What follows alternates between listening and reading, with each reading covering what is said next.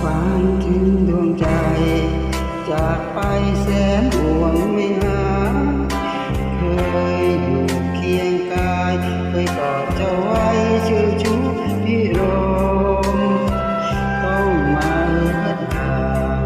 อาจวางไม่สมมีแต่ลื่นลมละงมไม่ปวนใจสีสายลมโกรนดังดวงเจ้าปู่เรียกหาลิ้นแต่โรยมาให้เกินภาวะไฟฟ้าอะไร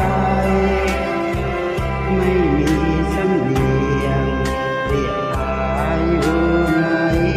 เพียงฝันตื่นก็คลายใจไม่หลับไปเลยนอนพี่นอนสะท้อนใจคงวันคืนเดือนชื่นลมกราบประบมอกเอ๋ยหาชายสีทองต้องแสงจันทร์จงเจยหาพาประหนึ่งจะเย้ยชื่นเธอในอกนาที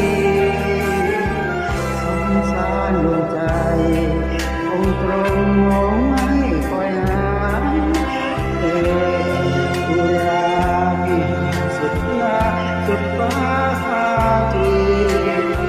พี่ฝันถึงเช้านอนเล่าอย่างนี้ยามฟ้าออกนาทีวันถึงพี่ไม่เคย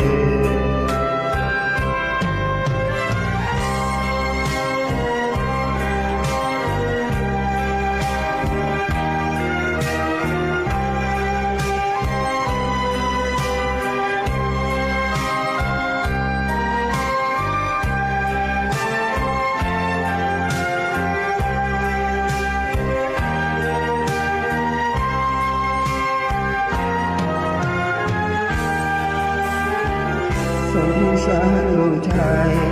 คงตรงมองไม่คอยหาเคยแอบอุรา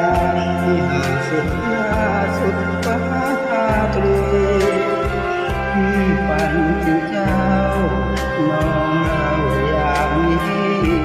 อยากฟ้าบอกนาทีฝันถึงพี่